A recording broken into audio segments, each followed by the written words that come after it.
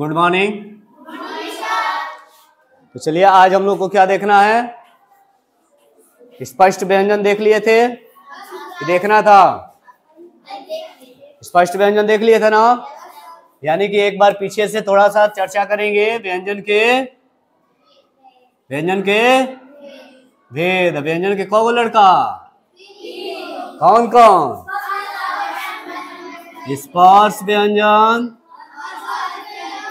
अंतस्थ व्यंजन और ऊष्म व्यंजन।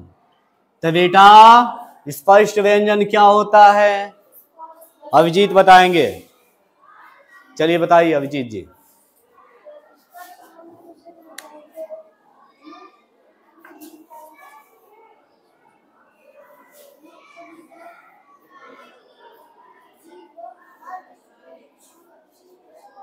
हर चीज को नहीं करना है, विभिन्न भागों को, यानी कि ऐसे वर्ण जिसके उच्चारण में मुख के अंदर हमारी जीवा विभिन्न अंगों को क्या करती है?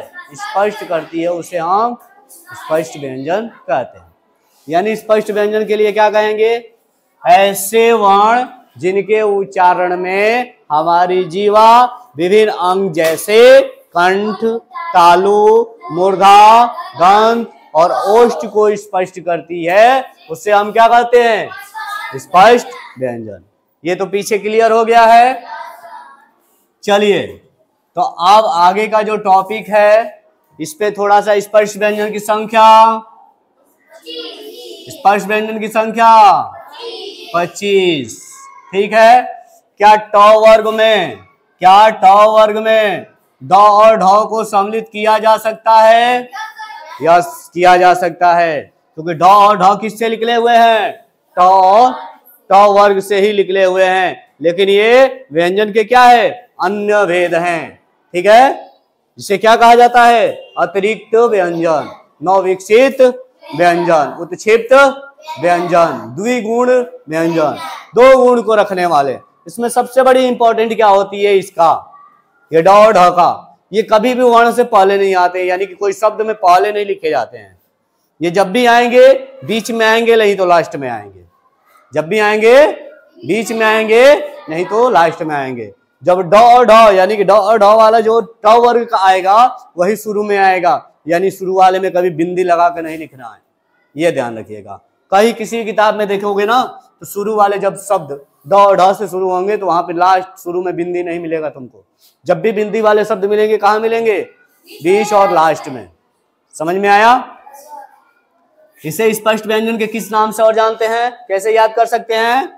क च ट त प, कचटप वर्ग। क्या है? कचटप वर्ग, कचटप वर्ग, कचटप वर्ग स्पष्ट व्यंजन। ठीक है। वर्गों की संख्या स्पष्ट व्यंजन में 5, वर्णों की संख्या 25। प्रत्येक वर्ण में वर्णों की संख्या 5, प्रत्येक वर्ग में वर्णों की संख्या 5। वर्ग का मतलब, प्रत्येक वर्ग का मतलब क च ट त प, कचटप वर्ग, कचटप वर्ग, कचटप वर्ग। यानी क में 5, च में 5, ट में 5, त में 5 और प में 5। समझ में आया? इस प्रकार से दूसरे की बात करते हैं। व्यंजन के दूसरा लड़का कौन है?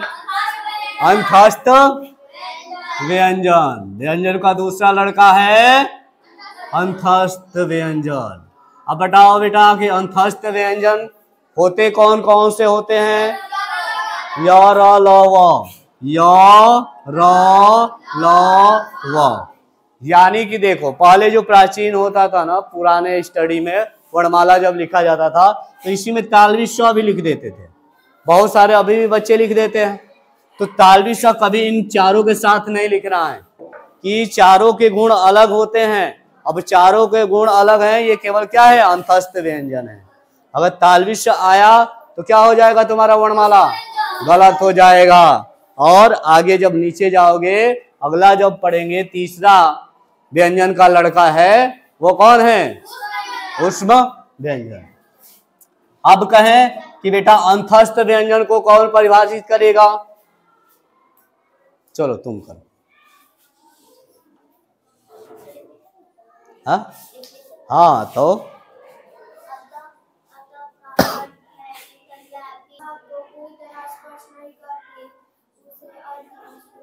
बहुत अच्छा। अंतस्थ का पहला अर्थ क्या होता है?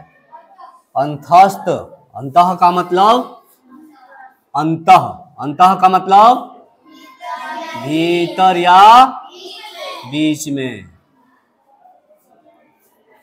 बीच में,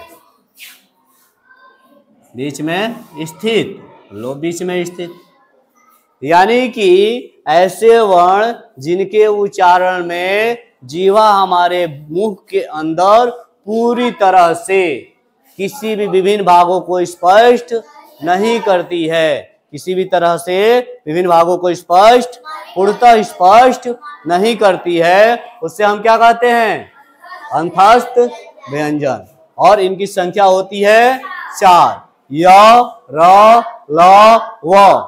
यानी पूरी तरह से आपकी जीवा स्पष्ट नहीं करेंगी, हल्की कर सकती है या बीच में रह सकती है, ये माना जा सकता है, लेकिन पूर्ण रूप से जीवा आपकी स्पष्ट नहीं करेगी, ये क्लियरली है। समझ में आया?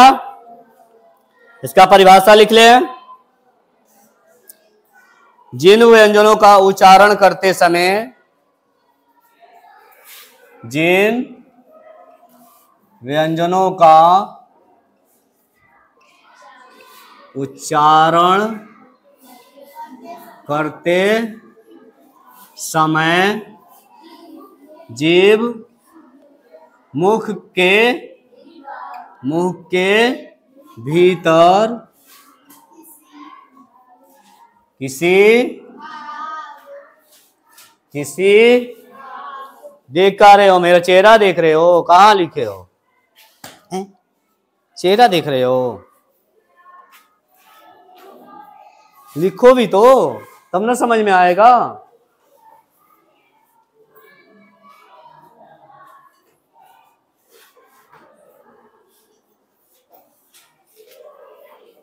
मुख के भीतर किसी भाग को पूरी तरह स्पष्ट नहीं करती, मुख के अंदर किसी भी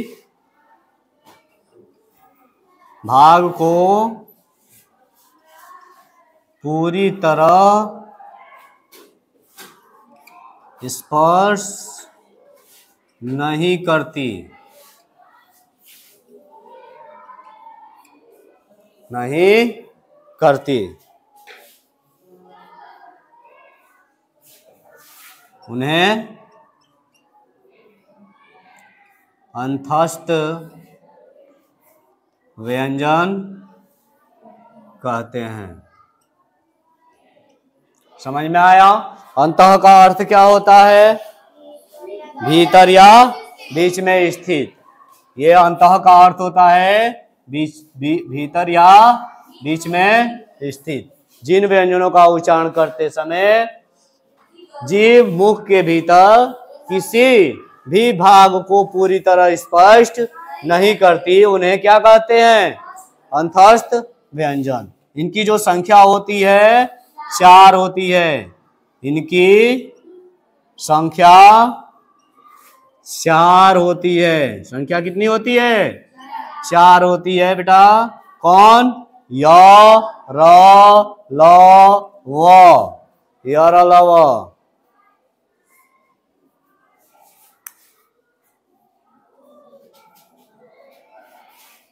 देखो, जब भी बोर्ड पे लिखवाया जाए, बताया जाए, तो पहले समझो, फिर 2-4 मिनट के लिए आप लोग लिखिए, उसको समझिए भी, लिखिए भी। जितना बार आप लिखेंगे उतना ही ज़्यादा आप सही तरीके से इसको पढ़ पाएंगे, समझ पाएंगे, जान पाएंगे।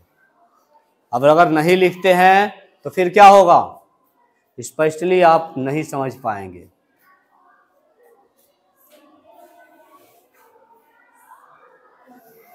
लिखने से 2 चीजें होंगी, आपको सही शब्दों को लिखना आएगा।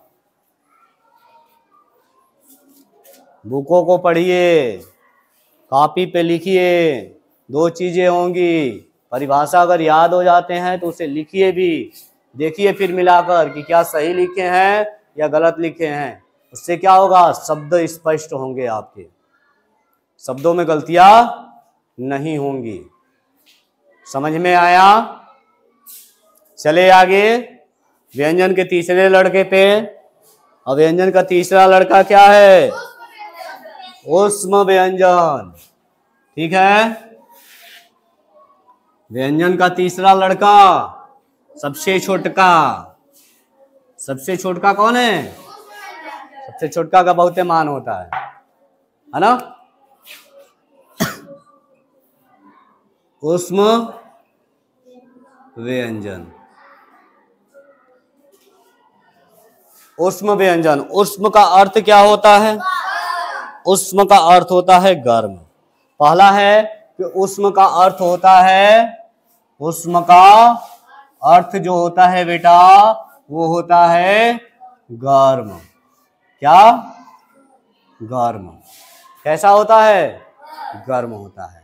अब इससे क्या होगा, यानी कि इसका परिभाषा क्या बनेगा बताइए? चलो हिमांशु बताइए आप।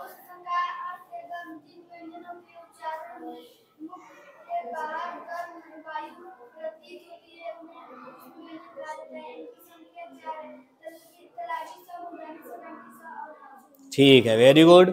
जिन व्यंजनों के उच्चारण में मुख से बाहर ऊष्म गर्म निकलती प्रतीत होती है, जिन व्यंजनों के उच्चारण में, व्यंजनों के उच्चारण में, उच्चारण में क्या होगा? मुख में, मुख से बाहर, क्या? बाहर ऊष्म या गर्म, ऊष्म या गर्म वायु निकलती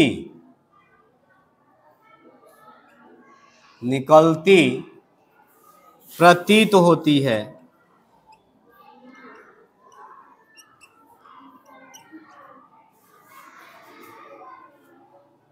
उन्हें ऊष्म व्यंजन कहते हैं। उन्हें क्या कहते हैं? ऊष्म व्यंजन कहते हैं। ये दूसरे शब्द में कहे तो जिन व्यंजनों के उच्चारण में मुख से निकलते वाली वायु गर्म या मुख से निकलने वाले वर्ण गर्माहट या सुरसुराहट प्रतीत होते हैं, सुरसुराहट महसूस कराते हैं, उन्हें हम क्या कहते हैं? ऊष्म व्यंजन। जिन व्यंजन के उच्चारण में सुरसुराहट होती है, सुरसुराहट या गर्माहट, जिन व्यंजनों के उच्चारण में गर्माहट या सुरसुराहट प्रतीत होता है या महसूस होता है, उसे हम क्या कहते हैं? ऊष्म व्यंजन। अब सुरसुराहट का मतलब तालविश, मूर्धनिश, दंतिश, हाँ। अब सुरसुराहट या गर्माहट महसूस हो रहा है, सुरसुराहट आ रहा है ना, तो ये सुरसुराहट क्या है? ऊष्म व्यंजन। ऊष्म का अर्थ होता है गर्म। अभी इसकी संख्या कितनी है? इसकी जो संख्या है वो बेटा है 4। संख्या क्या है? तालविश, मूर्धनिश और दांतिश और हा। ठीक है, इस प्रकार से व्यंजन के मुख्य भेद जो है खत्म हो चुके हैं। अब यहाँ पे बेटा ये पूछता है व्यंजन की संख्या कितनी होती है? तो व्यंजन की संख्या होती है 33। मुख्य रूप से प्राचीन से ही व्यंजन की संख्या कितनी है? 33। ये ध्यान रखिएगा। अब 35 कभी कभी आता है तो 35 क्या है? ड और ढ को सम्मिलित करके आता है, लेकिन ड और ढ क्या है? अतिरिक्त व्यंजन है। ये वर्णमाला को 52 कर सकते हैं, लेकिन व्यंजन की संख्या को 35 नहीं कर सकते। और यहाँ व्यंजन की संख्या पूछी जाए तो हमेशा क्या बचाना है? 33। 33 35 अगर दोनों भी दिया हो ना, तभी भी आपको क्या बताना है? 33। क्योंकि जितने भी टीचर हैं ना, प्राचीन टीचर हैं। नए टीचर अभी हिंदी ग्रामर को ढंग से पढ़ नहीं पाते हैं। अब मान लीजिए हिंदी ग्रामर को ढंग से नहीं पढ़ने का मतलब, जो नए नए टीचर जा रहे हैं, आपके हिंदी में एजुकेशन भी देख रहे हैं किस तरीके से हो रहा है। हर गार्जियन का अपेक्षा है कि क्या हो, हमारा बच्चा इंग्लिश जाने, लेकिन हिंदी ना जाने। क्यों? कितने गार्जियन का होता है ना कि हमारा बच्चा हिंदी नहीं जानेगा, हमारा बच्चा हिंदी नहीं जानेगा, केवल क्या जानेगा? इंग्लिश। इसलिए जितने भी हिंदी मीडियम के स्कूल से सब क्या होगा? बंद हो गए, बंद की कगार पे है। इंग्लिश मीडियम वाले से पूछो थोड़ा हिंदी पूछ लो तो कहते हैं कि सर पढ़ाया ही नहीं जाता। और हर एक इंग्लिश मीडियम के स्कूल में एक हिंदी ग्रामर का बुक लगा हुआ है। अगर नहीं भी लगा है तो उसे लगा कर करना चाहिए, अगर लगा है तो बढ़िया से पढ़ाना चाहिए, बढ़िया टीचर रखना चाहिए हिंदी ग्रामर का। क्यों रखना चाहिए? क्योंकि ये हमारी राष्ट्रभाषा है, और अपनी राष्ट्रभाषा को अगर हम इस तरीके से असहाय छोड़ते हैं तो आने वाले जनरेशन सारे के सारे इंग्लिश ही जानेंगे, तो हिंदी कौन परिचय होगा? हिंदी से कोई परिचित होगा? नहीं होगा। भाई बहुत सारे स्कूलों का ये हाल है, इंग्लिश मीडियम वालों से मिल लेना और उससे थोड़ा सा हिंदी सही से लिखवाना। हिंदी बोल बोल के बोलना ना, नाम लिखने के लिए नहीं लिख पाएगा, मात्रा से गलती लिख देगा। अधिकतर स्कूलों की ये हाल है हिंदी के लिए। तो बेटा अच्छे से आपको दोनों लैंग्वेज इंपॉर्टेंट है। तीन सब्जेक्ट आपको बेहतर होने चाहिए। तीन सब्जेक्ट क्या है? 2 language 1 math, 2 language 1 math. Language अगर सही है तो आप एसएसटी को इंग्लिश में पढ़िए या हिंदी में पढ़िए, कोई फर्क पड़ने वाला है? मैथ आप हिंदी में पढ़िए या इंग्लिश में पढ़िए, कोई फर्क पड़ने वाला है? साइंस आप हिंदी में पढ़िए या इंग्लिश में पढ़िए, कोई फर्क पड़ने वाला है? कोई नहीं फर्क पड़ने वाला। आप यूपी बोर्ड में पढ़िए या सीबीएसई बोर्ड में पढ़िए, यानी कि आप हिंदी मीडियम में पढ़िए या इंग्लिश मीडियम में पढ़िए, कोई अंतर नहीं आएगा। केवल 3 सब्जेक्ट पे विशेष ध्यान दो। 3 सब्जेक्ट क्या है? Hindi, English, math. 3 सब्जेक्ट दिए तो चौथा पांचवा तो ऐसे ही सुधर जाएगा। चौथा पांचवा क्या है? एसएसटी और साइंस। 5 सब्जेक्ट को आपको पढ़ना है 10 तक। इसके बाद तो आप डिसाइड करेंगे कि आपको क्या पढ़ना है। डॉक्टर बनना है, इंजीनियर बनना है, आईएएस बनना है या बैंक में काम करना है, वो 10 के बाद डिसाइड होगा। लेकिन 10 तक आपको 5 सब्जेक्ट पढ़ना होगा। जिसके 3 सब्जेक्ट बेहतर हो गए वो 5 सब्जेक्ट बेहतर हो गए। आपको केवल हिंदी के लिए 30 मिनट दीजिए प्रतिदिन। 30 मिनट कितना? 30 मिनट। बाकी आप क्या करिए? इंग्लिश में लगाइए, मैथ में लगाइए। हम भी इंग्लिश का बढ़ावा दे रहे हैं। क्यों? क्योंकि इंग्लिश हमारी अंतर्राष्ट्रीय भाषा है, जाननी चाहिए। क्योंकि भारत की स्थिति ऐसी है कि आने वाले समय में अगर बच्चों को इंटरनेशनल भाषा के बारे में नहीं बताया जाए तो भारत की स्थिति में क्या होगा? उसे डेवलप करना, उसे एक बड़े अचीवमेंट तक पहुंचना एक काफी ही दिक्कत का सामना करना पड़ेगा। अभी देख लो, कहीं पे भी अभी के डेट में कोई अगर बच्चा स्पीच देता है हिंदी में तो इतने ध्यान से सोचते हो? अचरज होता है? नहीं होता है ना। लेकिन वही बच्चा जब इंग्लिश में स्पीच देता है तो अचरज नहीं होता है? यार कितना बढ़िया से बोल रहा है यार, इंग्लिश बोल ले रहा है, हम लोग को तो आता ही नहीं है। तो बताओ कैसा फील हुआ? और इंग्लिश के लिए क्या चाहिए आपको? Word power. Word power. Word याद कीजिए, पर डे 20, 30, 40, 50 वर्ड याद कीजिए। खेलते खेलते वर्ड याद कीजिए। किताबों में आप रीडिंग कर रहे हैं, वर्ड याद कीजिए। लैंग्वेज को सीखने के लिए समय नहीं देना होता है। लैंग्वेज के सीखने के लिए अगर हिंदी पे आप 30 मिनट दे रहे हैं तो इंग्लिश पे 1 घंटा दे दीजिए, मैथ पे 1.5 घंटा दे दीजिए। इसके बाद साइंस और सोशल साइंस आधा घंटा भी देंगे तो आपके प्रतिदिन जो टीचर पढ़ा रहा है वो क्लियर हो जाएगा। बस इतने तरीके से आप वर्क कीजिए, आप बेहतर करेंगे। अगर नहीं जो करेगा वो क्या करेगा? भविष्य में क्या कहता है? चिपरी पातना। हम लोग के क्षेत्र में क्या कहा जाए? चिपरी। चिपरी जानते हो? हाँ, क्या होता है? गोईठा। यानी वो अपने चिपरी पाथना का मतलब वो अपने फ्यूचर को चिपर कर देगा। समझ में आया? तो चिपरी मत पाठो। अभी एक नए युवा के रूप में आप बाहर आओगे, आपका देश आपके कंधे पे आएगा। तो जब आप बेहतर एजुकेट रहेंगे, बढ़िया शिक्षा लेंगे, तब आप देश को आगे ले जा सकते हैं, अन्यथा स्वाहा हो जाएगा। इतने बातों को समझने के बाद भी अगर आप स्टडी की तरफ नहीं जाते हैं तो आपके जैसा महामूर्ख पूरे सृष्टि में नहीं है। ठीक है, फिर मिलेंगे नेक्स्ट क्लास में और उसमें देखेंगे व्यंजन के अन्य भेद के बारे में।